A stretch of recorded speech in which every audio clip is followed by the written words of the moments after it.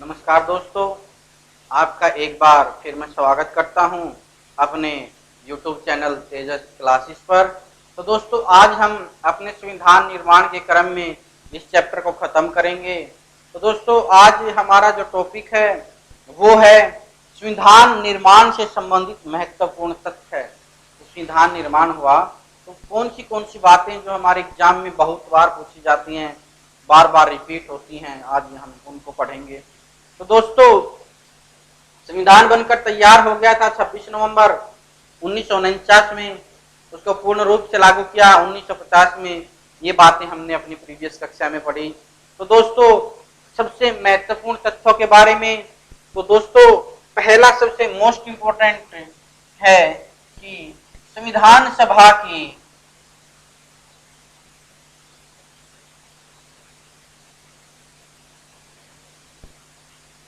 कुल बैठक या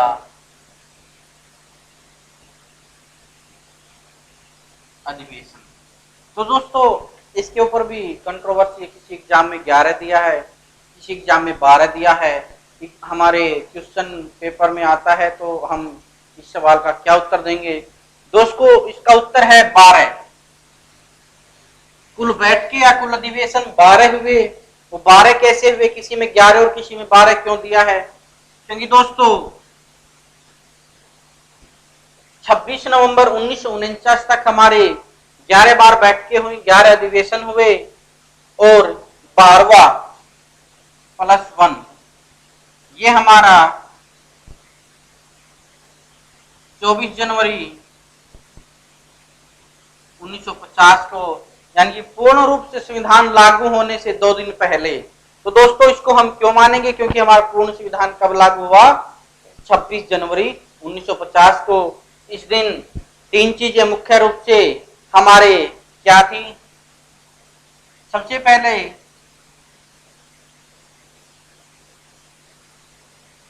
इसमें राष्ट्रीय गान अपनाया गया। नंबर 2, राष्ट्रीय गीत को स्वीकार किया गया।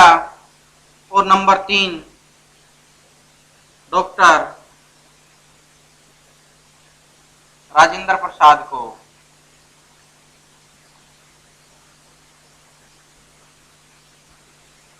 जब तक हमारे लोकसभा के चुनाव नहीं होते हैं तब तक के लिए डॉक्टर राजेंद्र प्रसाद को राष्ट्रपति चुना गया। तो दोस्तों, डॉक्टर राजेंद्र प्रसाद भारत के पहले राष्ट्रपति चुने गए। तो दोस्तों, 24 जनवरी 1950 को राष्ट्रीय गान स्वीकार किया गया, राष्ट्रीय गीत स्वीकार किया गया और डॉक्टर राजेंद्र प्रसाद को पहला राष्ट्रपति चुना गया।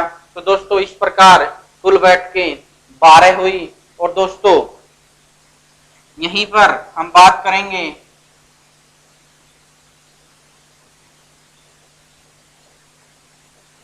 संविधान निर्माण पर कुल कितने दिन चर्चा हुई। जब संविधान निर्माण हो रहा था तो उस पर संविधान, ये तो था नहीं हर रोज बैठकें होती थी, बैठक होती थी, कोई भी प्रस्ताव पेश किया जाता था, उसको पास किया जाता था और सब लोग अपने अपने कार्य में लग जाते थे।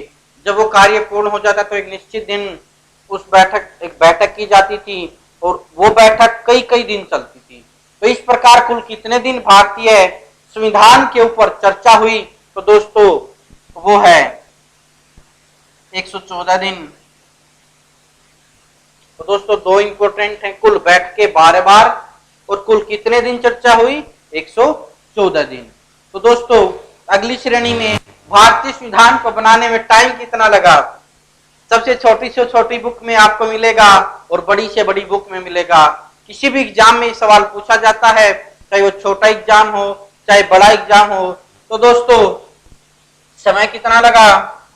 2 वर्ष 18 महीने और 11 दिन। ये एग्जैक्ट हमें संविधान को निर्माण में समय लगा।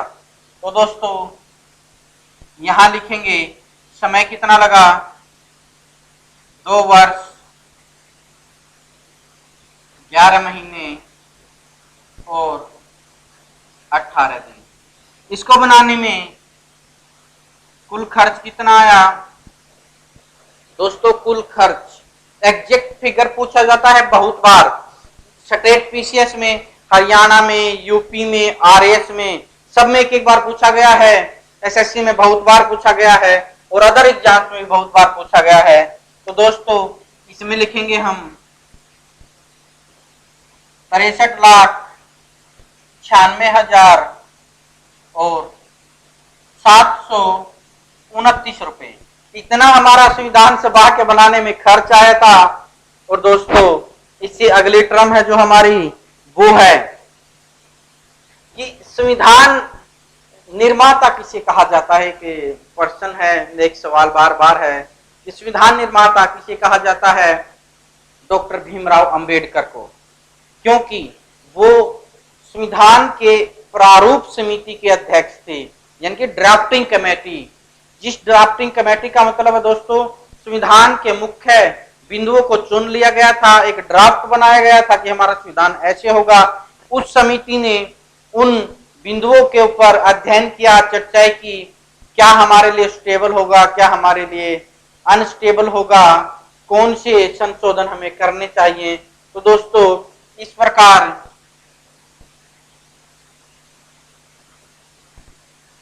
संविधान का निर्माता डॉक्टर भीमराव अंबेडकर को कहा जाता है। इनको आधुनिक मुनि भी कहा जाता है। और दोस्तों एक संविधान के बारे में दो चीजें हैं जो बार बार पूछी जाती हैं, जिसको हम आगे पढ़ेंगे, लेकिन यहां डिस्कस करना उसको जरूरी है। संविधान की आत्मा, संविधान की आत्मा। यहां दोस्तों दो सवाल आते हैं, दो अलग अलग लोगों से संबंधित है।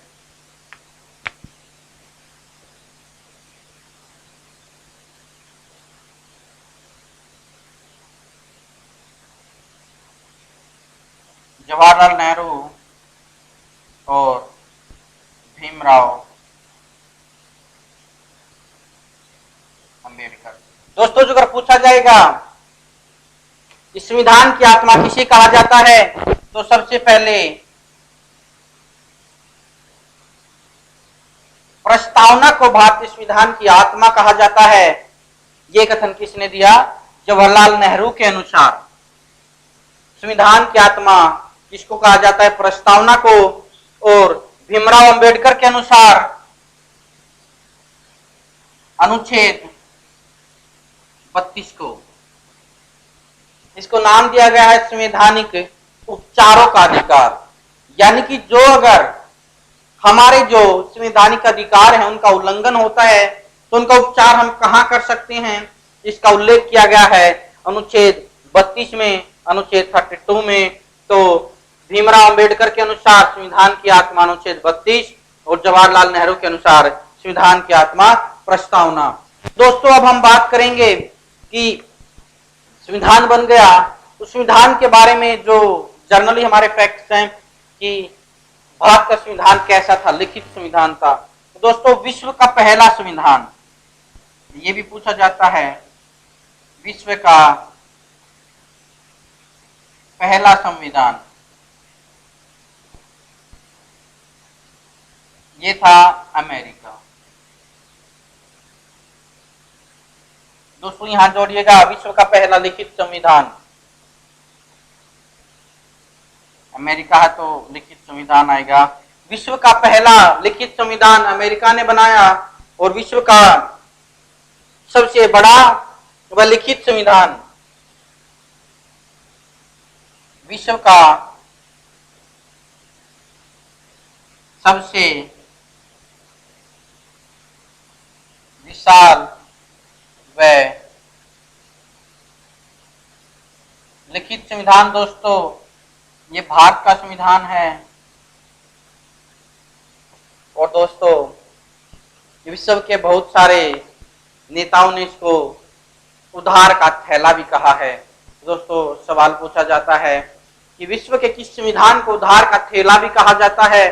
तो भारत के संविधान को, क्योंकि दोस्तों हमारे जो संविधान निर्माता थे उन्होंने उस समय जितने भी संविधान थे उन सभी का अध्ययन किया और उन अनुच्छेदों को, उन आर्टिकल्स को, उन कानूनों को अपने संविधान में जगह दी जो हमारी स्थिति, हमारे पर्यावरण या फिर ये लगा लो कि जो हमारे देश के अनुकूल था, हमारे देश के लोगों के लिए अनुकूल था, या तो उसको उसी फॉर्म में या फिर हमारे देश की स्थिति के अनुसार, परिस्थितियों के अनुसार ढालकर हमारे यहाँ उसको जगह दी। तो दोस्तों हमारा संविधान विश्व के सभी अच्छे संविधानों का अध्ययन करके और उनसे अच्छी बातों को हमारे संविधान में जगह दी गई है। तो दोस्तों हमारा संविधान उधार का थैला नहीं है, लेकिन विरोधी आदमी कहते रहते हैं। दोस्तों अब हम जानेंगे भारतीय संविधान का निशान या स्टैंप क्या थी। भारतीय संविधान का जो स्टैंप थी, जो आधिकारिक मोहर थी, उसके ऊपर किसका चित्र था या वो क्या थी? दोस्तों इसको साफ करते हैं।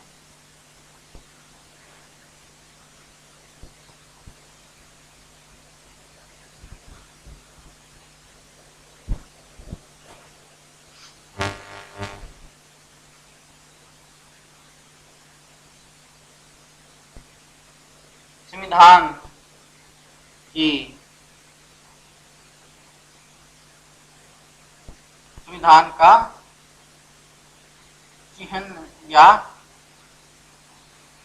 मोहर या आप स्टैंप भी बोल सकते हैं, तो वो था हाथी का चित्र। संविधान का चिन्ह क्या था दोस्तों? वो था हाथी। और दूसरा दोस्तों, भारतीय संविधान का सुलेखक, जिसने भारतीय संविधान की मूल प्रति लिखी, वो कौन सी थी? वो थे प्रेम बिहारी नारायण। प्रेम बिहारी नारायण। तो दोस्तों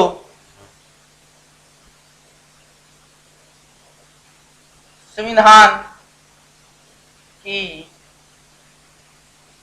मूल प्रति के सुलेखक प्रेम बिहारी नारायण। और दोस्तों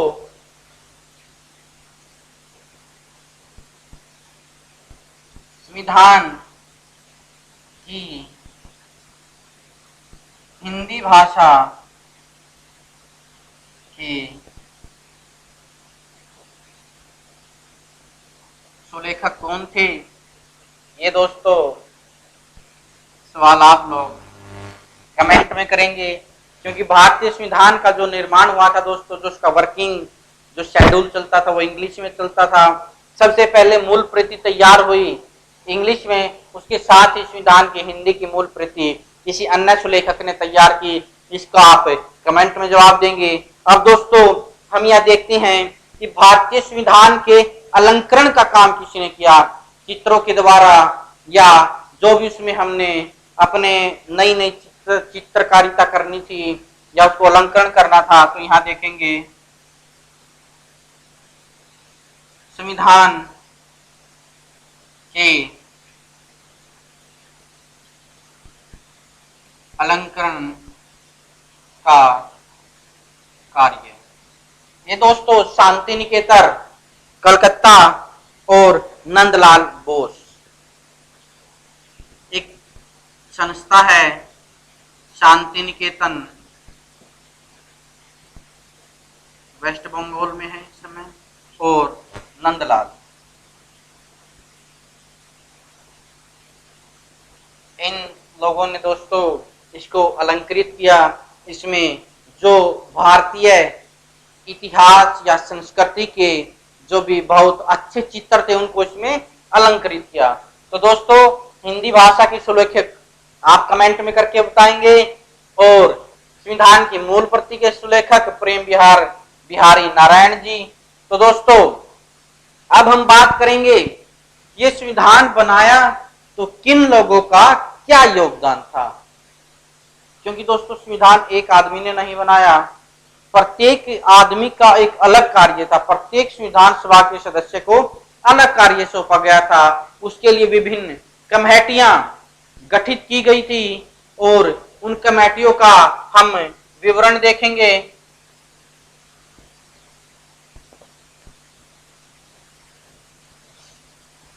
सबसे पहले हमने पढ़ा था प्रारूप समिति की चर्चा करते हैं हम।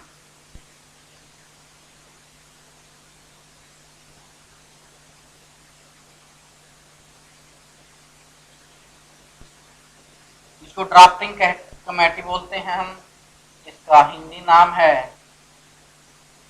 प्रारूप समिति। दोस्तों प्रारूप समिति की रूपरेखा जिसने तैयार की थी, इसने भारतीय संविधान का प्रारूप, इनका नाम था B.N. राव। पूरा नाम है बेनेगल नरसिंह राव। दोस्तों बेनेगल नरसिंह राव, इन्होंने भारतीय संविधान का प्रारूप तैयार किया था, पूरी ड्राफ्टिंग की थी। प्रारूप समिति ने केवल उनकी समीक्षा की थी कि जो ड्राफ्ट बनाया गया है वो सही है, इसमें संशोधन हो सकता है। तो दोस्तों ये थे B.N. राव, इनका पूरा नाम है बेनेगल नरसिंह राव।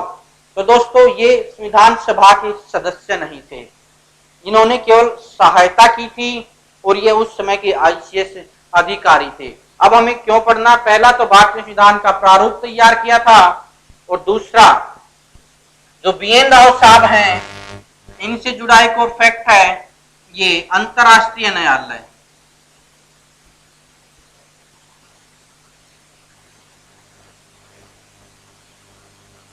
अंतरराष्ट्रीय न्यायालय में भारत की तरफ से नियुक्त होने वाले पहले जज या न्यायाधीश, ये भारत की तरफ से नियुक्त होने वाले पहले न्यायाधीश हैं अंतरराष्ट्रीय न्यायालय में। तो दोस्तों दो फैक्ट आपके सामने आए, भारतीय संविधान का प्रारूप किसने तैयार किया?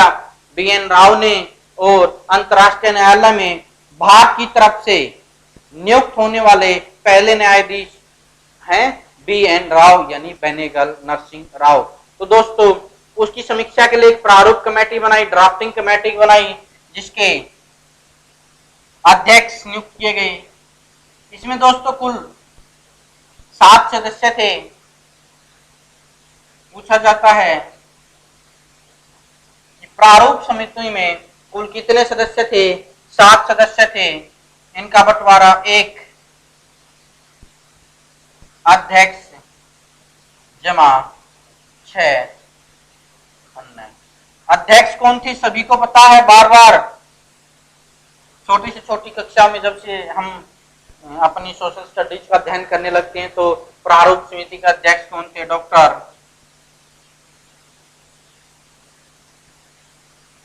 भीमराव अंबेडकर, ये पहले थे। नंबर 2 अल्लादी कृष्ण स्वामी अय्यर, ये इसके सदस्य थे। नंबर 3 पर N गोपाल स्वामी आयंगर। नंबर 4 मोहम्मद सादुल्ला जी, डॉक्टर अहमद सादुल्ला।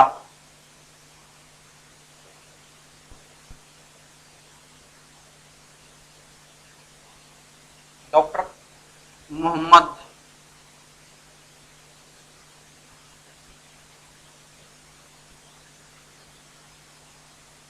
सादुल्ला।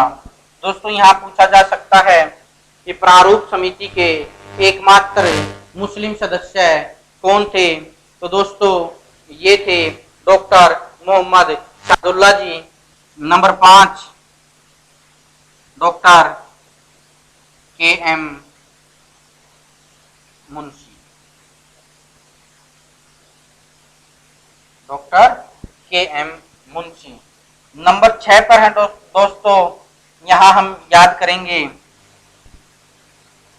डी.पी. खेतान, जो केवल 1948 तक सदस्य रहे। इसके बाद इनकी मृत्यु हो जाती है और इनकी जगह आते हैं टी.टी. कृष्णाचारी जी। तो दोस्तों छठे सदस्य हुए हमारे टी.टी. कृष्णाचारी जी, और 7वें सदस्य थे जो मूल रूप से प्रारूप समिति में थे, बी.एल. मित्र, और ये भी 1948 में स्वास्थ्य कारणों से अपना इस्तीफा दे देते हैं और इनकी जगह नियुक्त होते हैं एन. माधव राव। तो ये 7 सदस्य थे।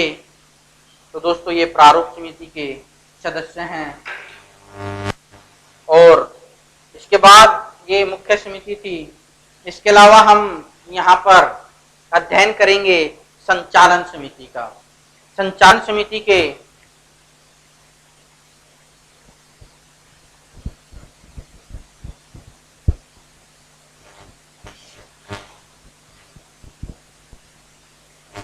तो दोस्तों कमेटियों में जो सबसे पहली समिति बनी,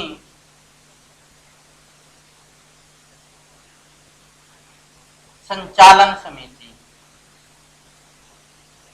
इसके अध्यक्ष कौन हैं? डॉक्टर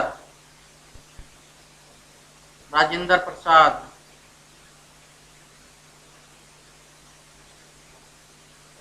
क्योंकि अध्यक्ष थी तो उसका संचालन कौन करेगा?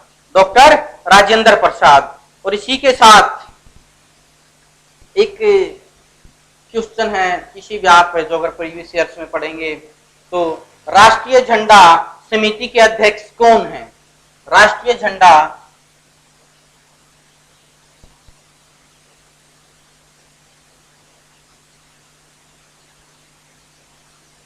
समिति के अध्यक्ष। दोस्तों 2 नाम मिलेंगे आपको, डॉक्टर राजेंद्र प्रसाद और जी.बी. कृपलानी। तो दोस्तों जैसे ही आपको एक सवाल लगे जे.बी. कृपलानी नहीं थे, बहुत सारी बुक में दिया हुआ है, तो राष्ट्रीय झंडा समिति के अध्यक्ष थे डॉक्टर राजेंद्र प्रसाद। और इस समिति का नाम भी राष्ट्रीय झंडा समिति नहीं था, केवल ये पूछा जाता है, ये तथार्थ समिति थी, एडहॉक कमेटी। इसको बोलेंगे राष्ट्रीय झंडा तथार्थ समिति।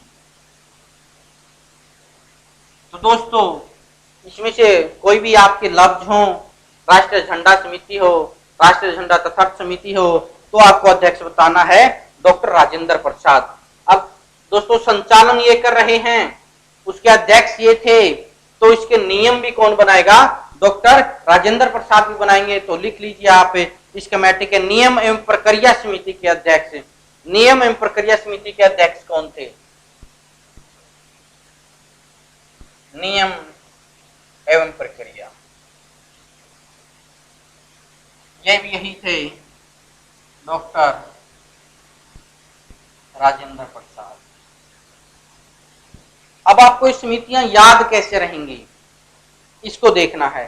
तो दोस्तों सबसे पहले जब संविधान सभा बनी, उसके स्थायी अध्यक्ष कौन बने?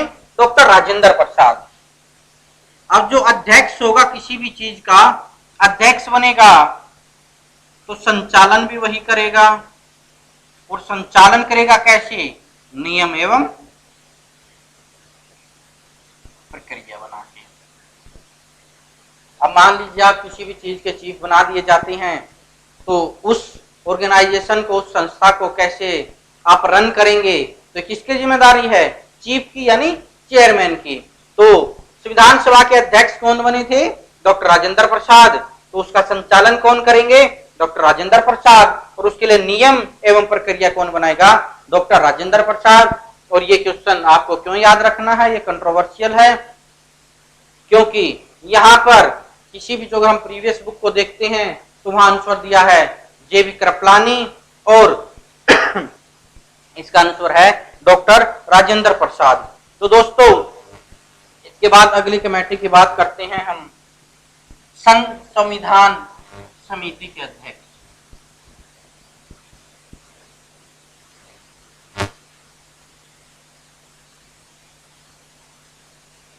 संघ संविधान समिति और संघ राज्य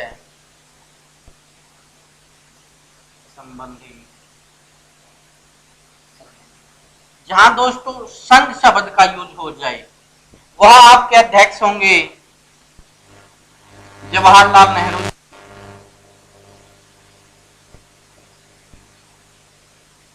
और दोस्तों जहां प्रांत की बात हो जाए वहां आपके अध्यक्ष होंगे सरदार वल्लभ भाई पटेल जी। तो इसी क्रम में प्रांतों से संबंधित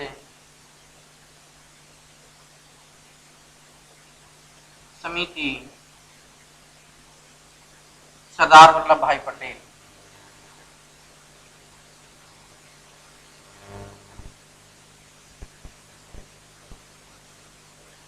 दोस्तों इनको याद रखना है, जहां अध्यक्ष संचालन और नियम की बात होगी वहां अध्यक्ष होंगे आपके डॉक्टर राजेंद्र प्रसाद।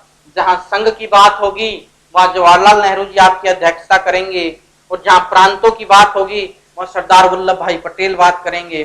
दोस्तों सरदार वल्लभ भाई पटेल को आयरन मैन ऑफ इंडिया कहा जाता है। Iron man of India, Bharat का बिस्मार्क।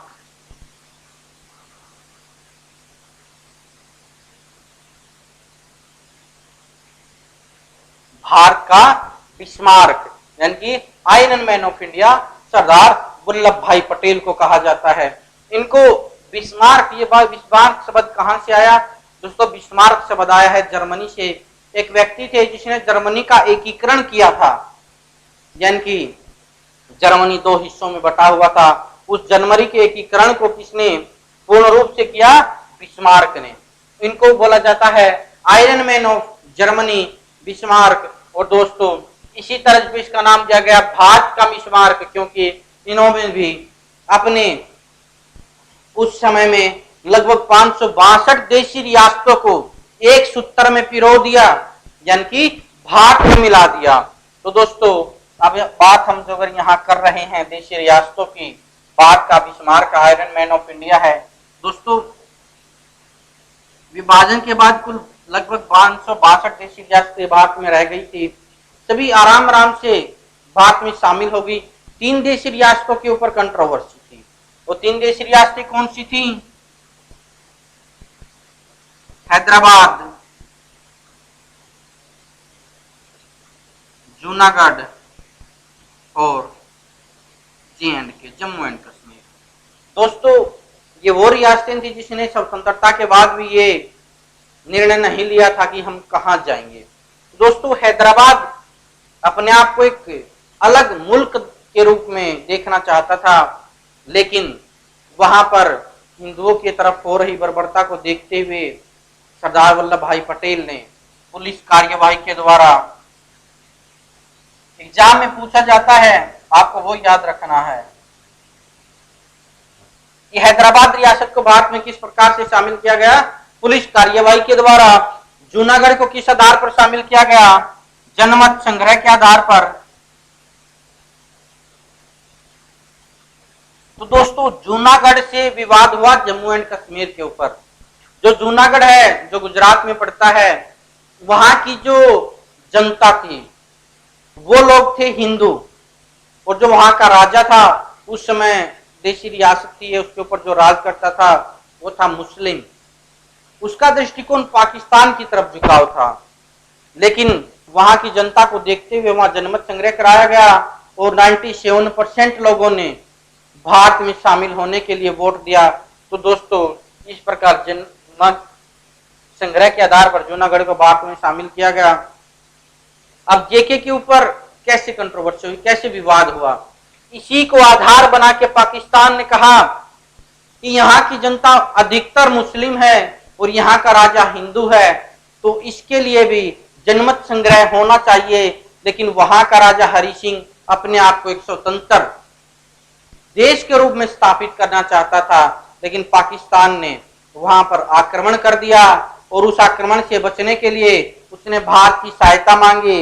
लेकिन नेहरू जी ने यह कहकर मना कर दिया कि हम दूसरे देश के बारे में अभी कोई फैसला नहीं ले सकते, उसके किसी भी मामले में हस्तक्षेप नहीं करते।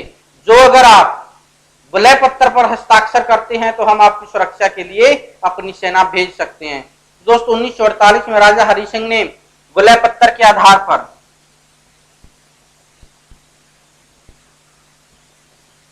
भारत में शामिल कर दिया।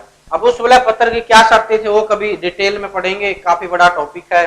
तो दोस्तों, ये देशी रियासतें थी। सरदार वल्लभ भाई पटेल आए तो इनको बताना बहुत जरूरी है। आयरन मैन ऑफ इंडिया कहा जाता है, भारत का बिस्मार्क कहा जाता है। 3 रियासतें उन्होंने शामिल कराई, वो कैसे कैसे शामिल हुई। हम वापस लौटते हैं समितियों की तरफ। प्रांतों से संबंधित समिति, सरदार वल्लभ भाई पटेल, ये इतनी बड़ी स्टोरी बताने की जरूरत क्यों पड़ी, क्योंकि इनको आप कैसे याद रखेंगे। एक समिति बनी मूल अधिकारों व अल्पसंख्यकों से संबंधित समिति। तो दोस्तों, जो आयरन मैन है वही तो हमारे मूल अधिकारों की रक्षा करेगा। तो मूल अधिकारों की समिति का अध्यक्ष किसे बनाया गया? सरदार वल्लभ भाई पटेल को। अल्पसंख्यकों से संबंधित भी समिति का अध्यक्ष किसको बनाया गया? सरदार वल्लभ भाई पटेल को। दोस्तों, इन दोनों के लिए एक एक उप समिति बनाई गई थी। यहां हम बात करेंगे उप समिति और इनके लिए भी बात करेंगे उप समिति। पूछा जाता है कि मूल अधिकारों से संबंधित उप समिति का अध्यक्ष कौन था? दोस्तों, ये था जेबी कृपलानी। और अल्पसंख्यकों से संबंधित उप समिति का अध्यक्ष कौन था? ये था एच.सी. मुखर्जी।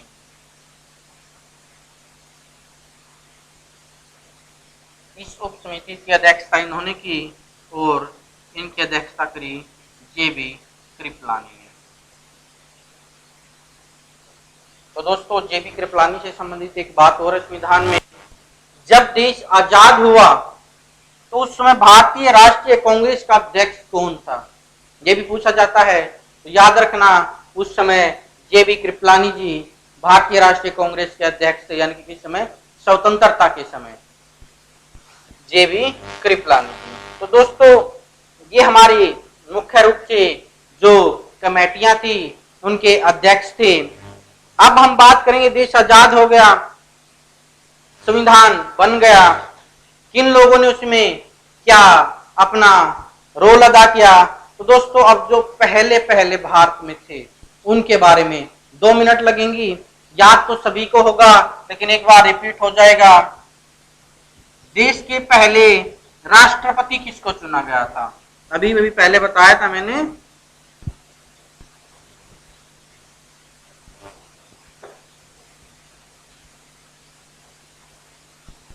पहला राष्ट्रपति डॉक्टर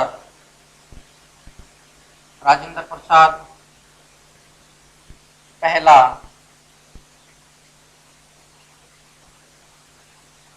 उपराष्ट्रपति doctor Sarvepalli Radhakrishnan. Doctor Sarvepalli Radhakrishnan, first prime minister of India Jawaharlal Nehru और भारत के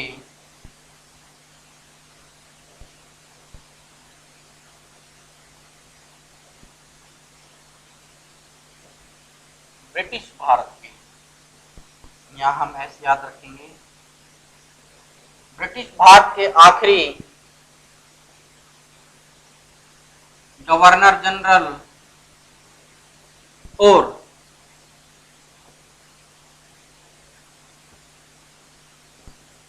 स्वतंत्र भारत के पहले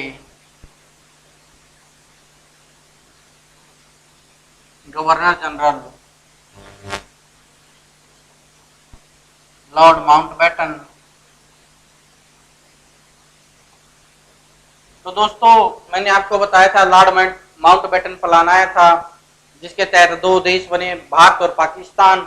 तो दोस्तों यहीं पर एक चीज की चर्चा और हम करेंगे, शायद वो छूट गई होगी, कि जो भारत की सीमा आयोग के अध्यक्ष कौन बनाए गए थे, दोनों देशों का जो सीमाओं का निर्धारण होना था उसके अध्यक्ष कौन थे। तो दोस्तों सर सिरिल रेडक्लिफ।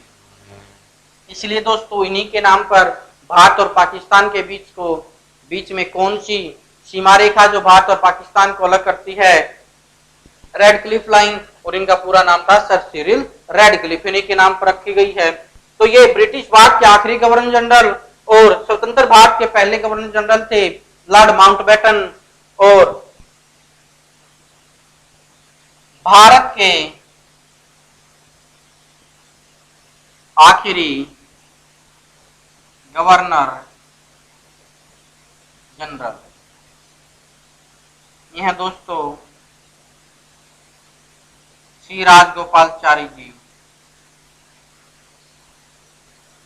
इसके बाद दोस्तों ये पद खत्म कर दिया गया और ये हमारे स्वतंत्र भारत के दो चीजें पूछी जा सकती हैं, भारत के आखिरी गवर्नर जनरल श्री राजगोपालाचारी और भारत के पहले भारतीय गवर्नर जनरल। इसको हम ऐसे भी याद रखेंगे, भारत के पहले भारतीय गवर्नर जनरल, ये भी श्री राजगोपालाचारी। तो दोस्तों इसी के साथ हमारा पॉलिटी का पहला अध्याय भारतीय संविधान निर्माण एवं प्रक्रिया पूरा होता है। तो दोस्तों मेरे साथ बने रहिए कंप्लीट सामान्य अध्ययन के लिए उसकी पहली सीरीज भारतीय राज्य व्यवस्था या इंडियन पॉलिटी के पहले चैप्टर में। तो दोस्तों जल्दी ही हम मिलते हैं भारतीय संविधान के अब विस्तृत विवरण के साथ, जिसको हम अनुच्छेदों में, भागों में और अनुसूचियों में पढ़ेंगे। नमस्कार, धन्यवाद, जय हिंद।